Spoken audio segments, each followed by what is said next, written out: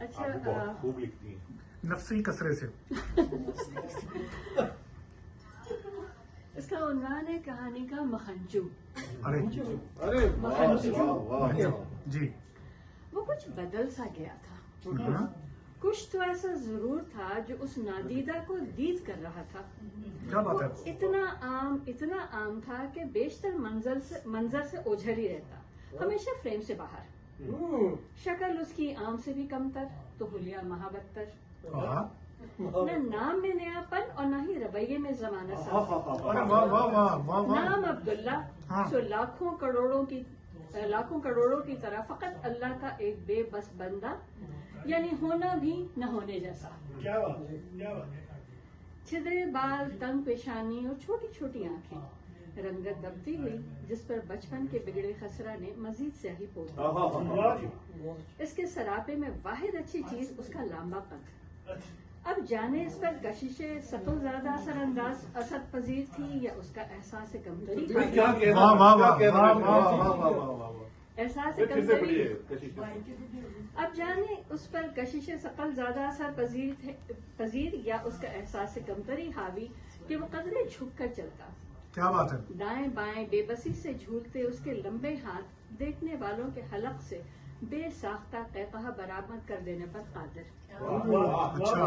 قدرت اس کے سراپے میں توازن کو غیر متوازن رکھنے پر جانے کیوں بزد تھی. اسے دیکھ کر ذہن شدت سے لفظ مکھنچو دہرائے چلا گیا. دفتر کے محدود سٹاف اب برملا اس کے منہ پر ہی ہنستے ہنستے اسے مکھنچو کہتا اور وہ اس مذاق کو خندہ پیشانی سے قبول کرتا. جانے یہ اس کی بے حسی تھی یا بے بسی. سچی بات مجھے اس سے مطلق ہمدردی نہ تھی, پر کبھی کبھی اس پر شدت سے غصہ ضرور آتا اور جی چاہتا اسے جھنجھوڑ کر پوچھوں ابے سالے تو زندہ بھی ہے یا جی کیا بات ہے. کیا بات ہے. کیا بات ہے. کیا بات ہے. واہ واہ واہ. واہ واہ واہ. یہ آپ دوبارہ سے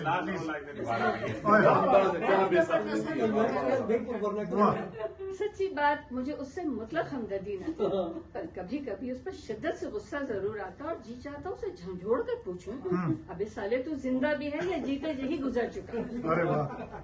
وہ ڈپارٹمنٹ کا سب سے مستند کلرک, مگر اپنی اہمیت سے کلی طور پر ناآشنا, بے وقوف اتنا کہ اپنی یاد دہانی کی نوبت ہی نہیں آنے دیتا.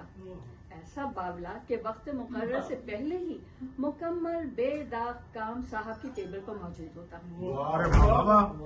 اب ایسے عقل کے پیدل سے اپنے ہی دشمن سے بھلا کسی کو کیا ہمدردی. صبح سویر دفتر میں موجود, مگر سورج ڈھلنے پر بھی اس کی واپسی ممکن نہیں کہ باقی ساتھی کسی نہ کسی بہانے اپنی اپنی نامکمل فائلیں اس کی ٹیبل پر سرکا کر سگریٹ کا بے فکرہ کش لگاتے ہوئے دفتر سے رخصت ہوتے.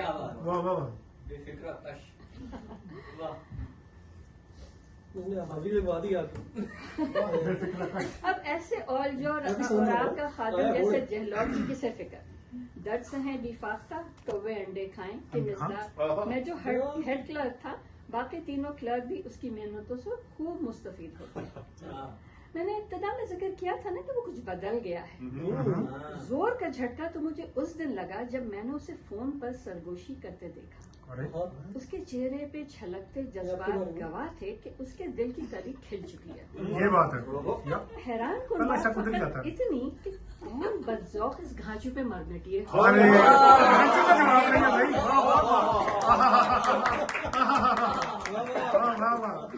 اسے الو ہی بنا رہی ہوگی. دنیا کی کوئی بھی بنت حوا بقائم ہوش حواس اس کا مرنے بننے سے نہیں مرتی. کیا بات ہے. کیا بات ہے. کرسی پر بیٹھ کر تنگڑا کر رہ گیا کہ میں نے اپنی نخریلی سالی کو اس کے سر مڑنے کی کوششیں کی تھی, مگر آج کل کی فینٹیسی ماری لڑکیاں اور ان کے اونچے خواب. میں نے روزی کو 1000 بار سمجھایا کہ عبداللہ ڈگڈگی کا بندر ہے, پوری کمان تمہارے ہاتھوں میں رہے گی, مگر روزینہ بیگم کی نہ ہمیں بدلی ہی نہیں.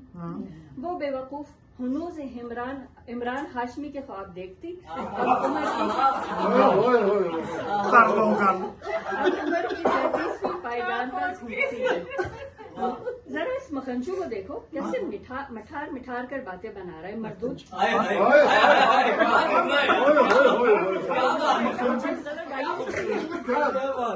अरे वाह वाह वाह वाह वाह मैं अपनी अधेड़पन की काई ज़्यादा अज़दवाजी जिंदगी के घुटन से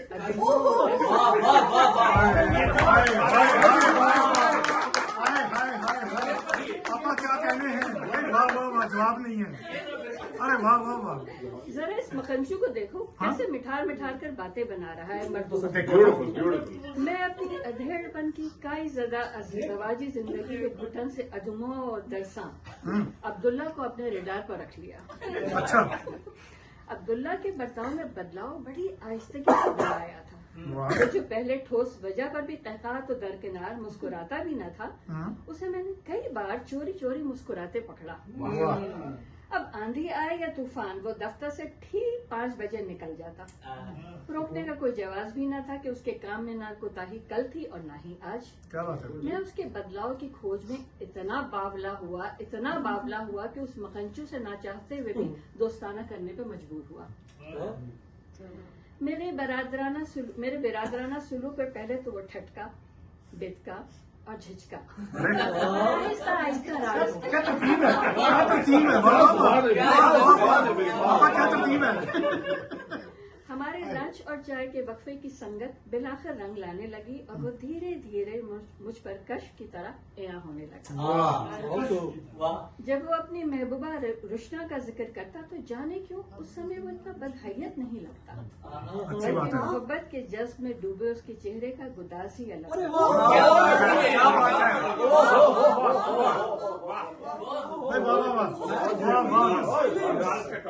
भाई वाह वाह वाह भाई वाह वाह एक तरह मानो अनहोनी ही हो गई। हाँ वो मुझे अपनी महबूबा रुशना से मिलाने पर तैयार हो गया। उसके घर जाने को हम दोनों दफ्तर से इकट्ठे ही निकले। अपनी बिल्डिंग पे पहुंचते ही उसने शिताबी से अपने फ्लैट का ताला खोला और अपने फोन पे एक बहुत ही खूबसूरत नकली स्टैंड पर रख दिया। उसने बेकरारी से रुशना को आवाज दी और जवाबन रुशना की लहक चहक समातों में रस खोल गई। अपने फ्लैट में दाखिल होते ही वो यकसा तब्दील हो गया। वो तो जानो मुझे फरामोश कर चुका था। मैं उसके मुख्तसर से लाउंज में भूत बना खड़े का खड़ा रह गया। अरे वो बेतकान रुशना को अपनी दिन भर की रुदात सुना रहा था। सिंक में सुबह के नाश्ते और खाने के बर्तन धोने से पहले उसने चाय का पानी चढ़ाया और किसी मामूल की तरह चाय के 2 मग साइड टेबल पर रखकर सोफे पे नीम दराज कुशन अपनी गोद में रखते हुए उसने रुशना से फरमाइश की, यार रुशी, अपनी मधुर आवाज में अरिजीत सिंह का वो गाना तो सुना दो। दिल संभल जा जरा फिर मोहब्बत करने चला है तू, दिल ही रुक जा जरा। और अगले ही लम्हे नकरई स्टैंड पे रखे फोन पर चैट GPT से उसकी महबूबा रुशना की मधुर आवाज